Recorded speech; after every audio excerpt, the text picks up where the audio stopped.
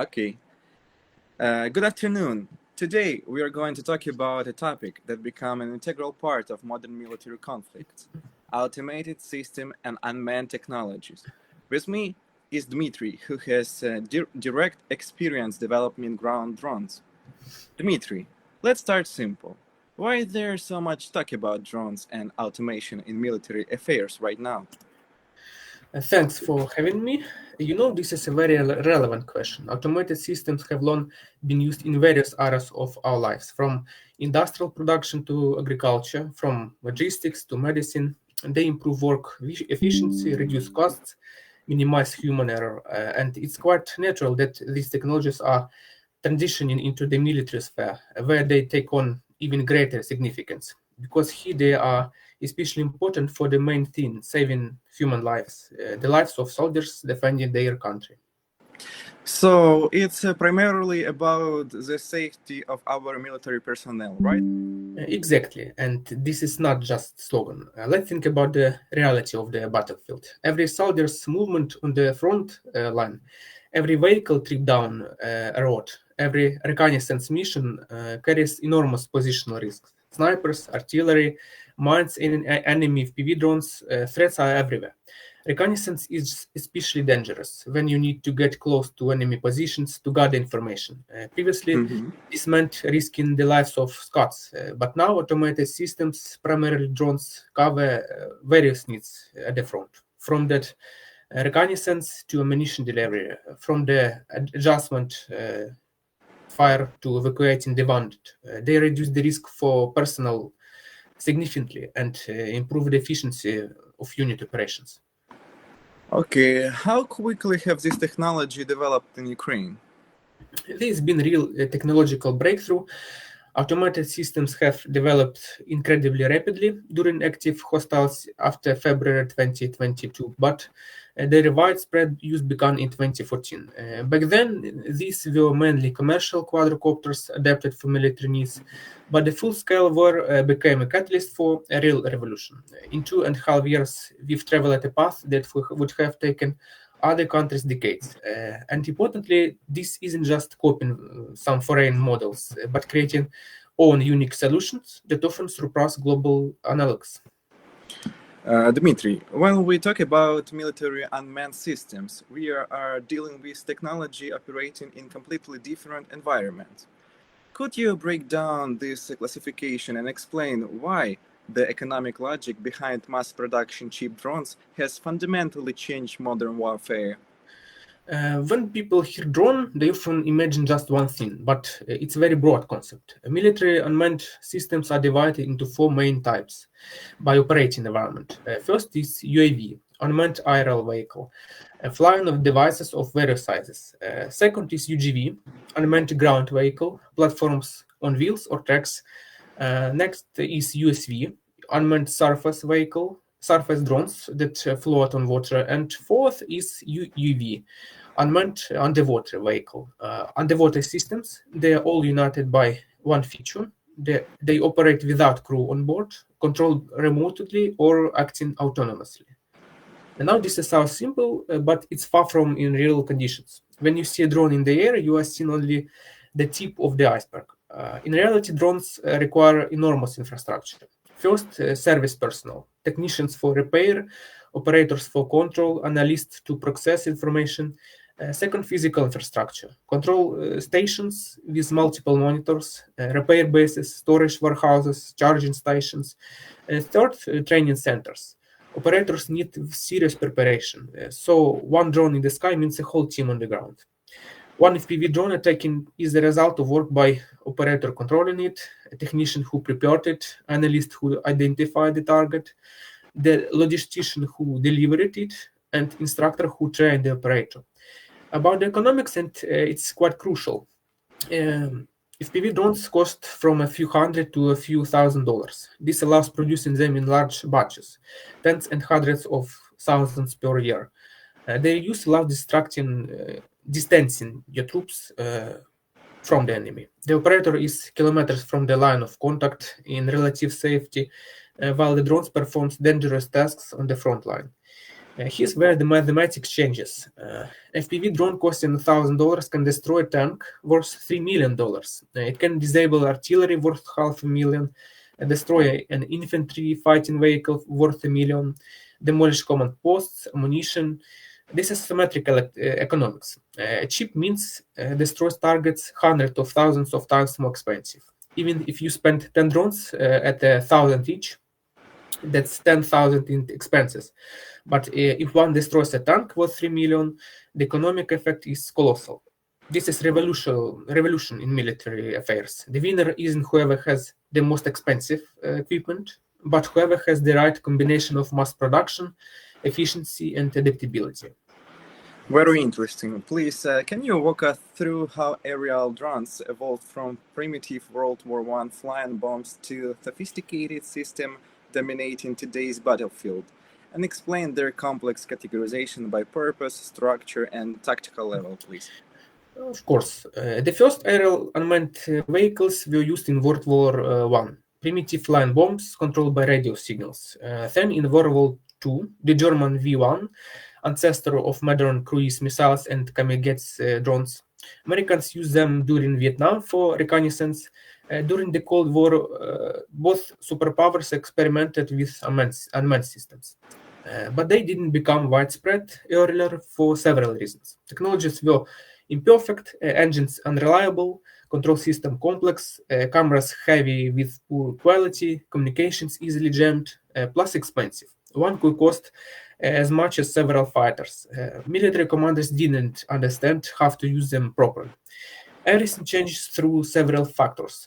Technological progress, yes, miniaturization of electronics, powerful batteries, cheap cameras, GPS navigation, development of commercial drones created a mass productive base, and importantly, understanding emerged of how to apply them tactically. Modern unmanned vehicles divide into categories by purpose. Reconnaissance drones gather information, consult surveillance, track enemy movement, the eyes of commanders, working around the clock like this. Strike drones divide into two types. Kamikaze drones distract when attacking FPV drones, Lancet systems, and reusable ones returning to base after dropping munitions. Kamikazes are cheaper, simpler to produce. Reusable ones are more versatile, can carry more munitions. The newest category, category, category is interceptor drones, emerging as a response to deployment. They specialize in fighting other drones, ramming them, shooting them with nets, jamming signals like air fighters in miniature. Strategically, they are fixed wing or multicopters, fixed wing wings with engines, flying like airplanes. Their advantage is greater range, longer flight time, higher speed, but they need runways, and they are less maneuverable. Multicopters, quadrocopters, hexacopters with multiple propellers allowing vertical takeoff, hovering, flight in any direction. They have high maneuverability, launch from anywhere, and precise observation. By tactical level, tactical ones for platoon to brigade range up to 50 kilometers, solving local tasks. Operational ones for army level range up to 300 kilometers, attacking logistics and commands post deep in enemy territory. Strategic ones like operating throughout enemy territory, flying thousands of kilometers, striking airfields, refiners, and so on. Drones are difficult to categorize due to enormous numbers of constantly appearing models, rapid technology development, constant platform improvements. What was effective 6 months ago, for example, may be outdated today. That's Mm-hmm. You mentioned you were involved in developing ground drones for wounded evacuation and ammunition delivery. Based on your direct experience, can you explain why these systems are absolutely critical for solving the deadly problem of casualty evacuation and supply delivery in the 2-3 kilometer contact zone, and how they actually operate in this extreme condition? Yes, I work on developing ground drones for evacuating wounded, delivering ammunition. When you have a working prototype being tested, you realize the most important thing is constant feedback from those who use it, the soldiers on the battlefield, and continuously improving the design based on their input. These systems are already deployed in many places. Let me give you a concrete example. When a soldier is wounded and cannot move independently, he is at a position on the line of contact. The nearest medical aid point might be 7-10 kilometers away, but there is this 2-3 kilometer and even more strip on both sides of the contact line. This is the zone where military reconnaissance actively operates. Strike drones patrol constantly, artillery pounds positions. Using large transport vehicles in this zone is extremely dangerous because they are highly visible and they can't navigate everywhere due to complex terrain. Units don't have enough vehicles. Those they have must be used for other tactical operations. And casualties on the battlefield happen very frequently. Traditionally, this meant using stretchers carried by people, but here's the problem: that 2-3 kilometer contact zone is extremely dangerous from both sides. Using several soldiers for evacuation puts them at enormous risk of being wounded themselves during the evacuation process.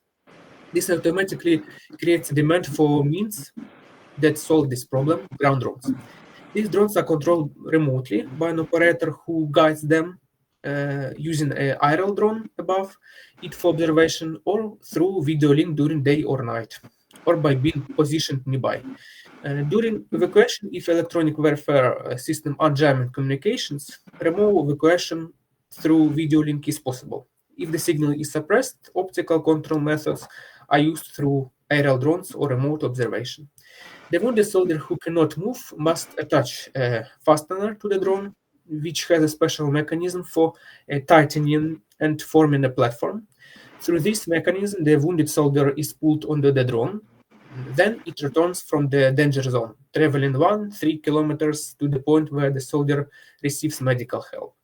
Now, ammunition delivery to soldiers is equally critical because it's needed constantly. In the contact zone, strip conditions where artillery operates, enemy drones patrol, various strike systems, reconnaissance, delivering ammunition by vehicle is not safe. Vehicle can go everywhere and are very noticeable.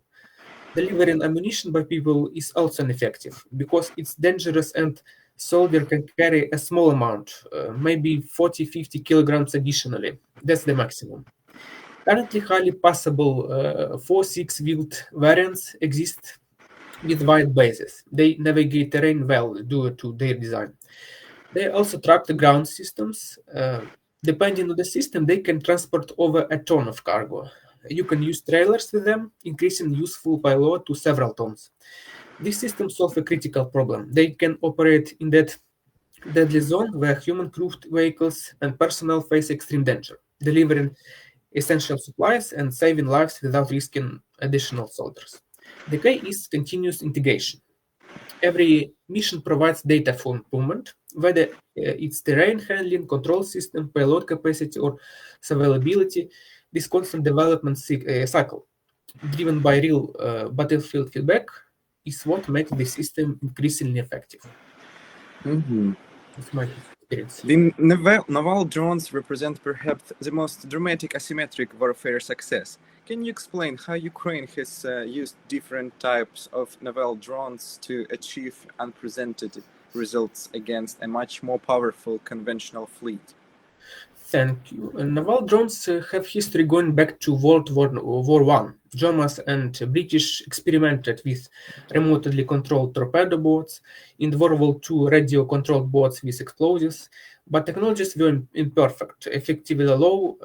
The most massive and effective use of military naval drones occurred in Ukraine's full-scale war. Ukrainian naval unmanned vehicles became a sensation in the military world. They effectively opposed a significantly more powerful enemy fleet, attacking large warships, disabling or sinking them, unprecedented. Several specialized types exist. Support drones for naval logistics, delivering cargo to islands, between ships, to remote positions. Drones for mining, it means laying sea mines in hard to reach places, blocking sea roads. Combat strike drones, mine hunters for demining waters. Yes, they are scanning the room Hmm. bottom, n- detecting different mines. Reconnaissance drones for naval surveillance, patrolling coasts, detecting ships, tracking movements.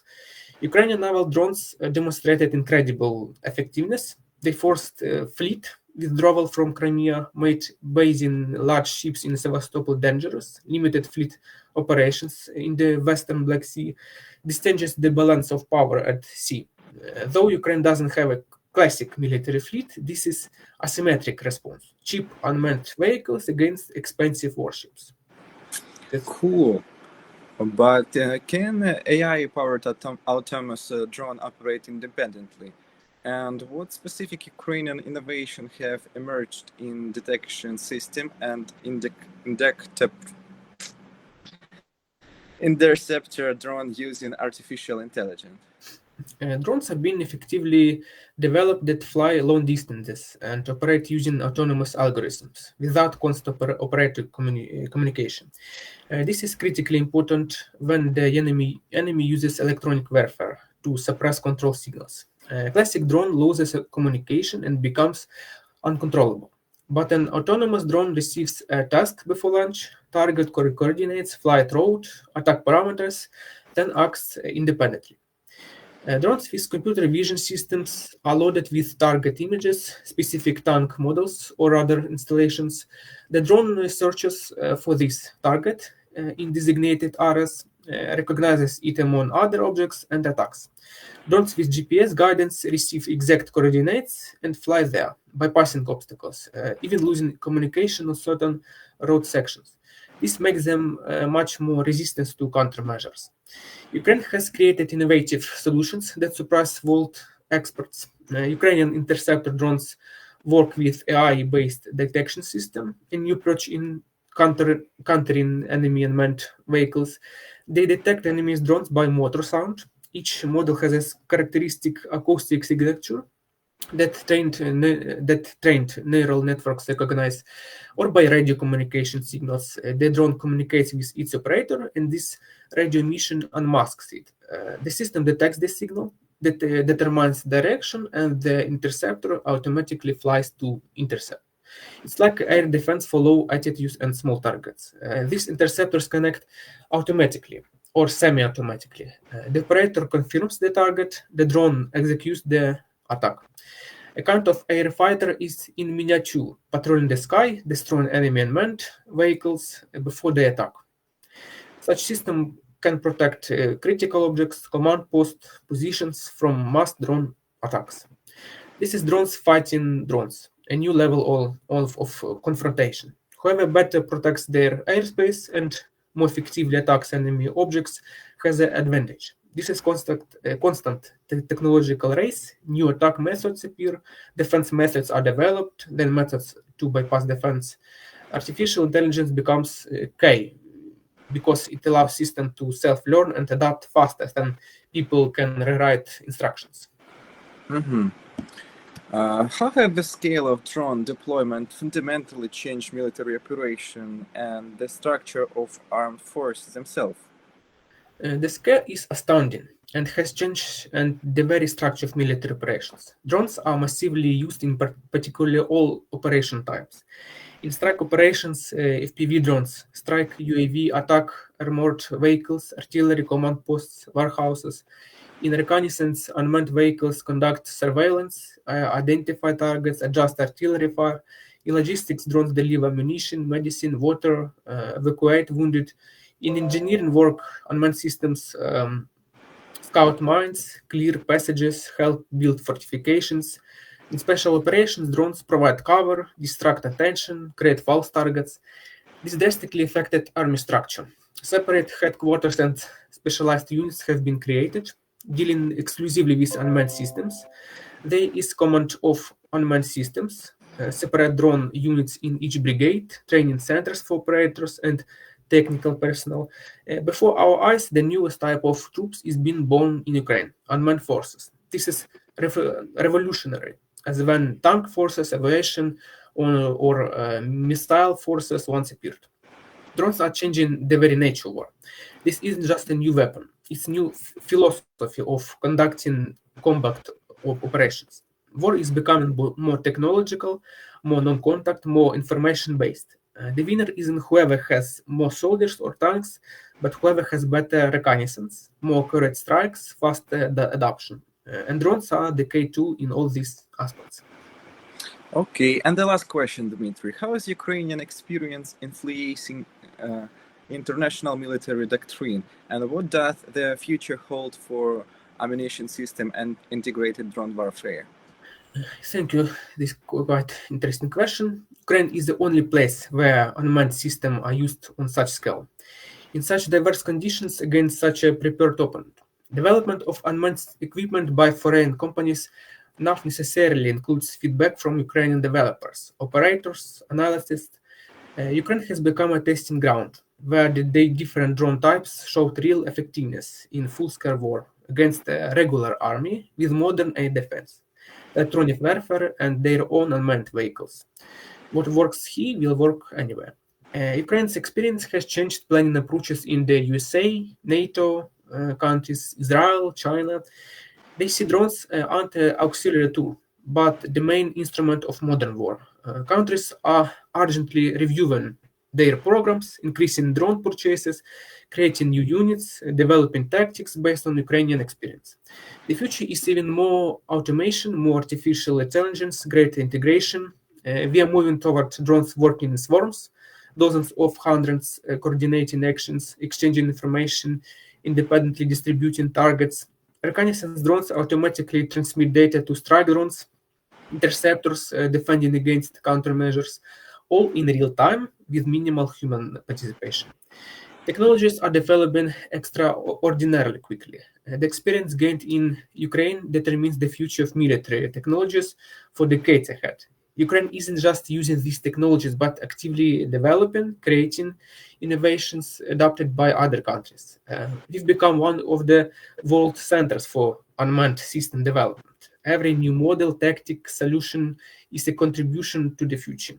And this isn't only about technology, it's about saving lives of our soldiers, effective defense, and victory. So, Dmitry, huge thanks for such a detailed insight, especially your first-hand experience developing this critical system. We learned about different unmanned systems, their evolution, current use, and their future. It's impressive how Ukraine has become a leader in this field. Thank you. Thank you for everyone who listened. Thank you. That's all. Uh, really very, very impressive, guys. Thank you so much. We very much appreciate your today's podcast. It's really critical of critical importance. The things you are talking today are not only technological things. These are the ones that saves lives.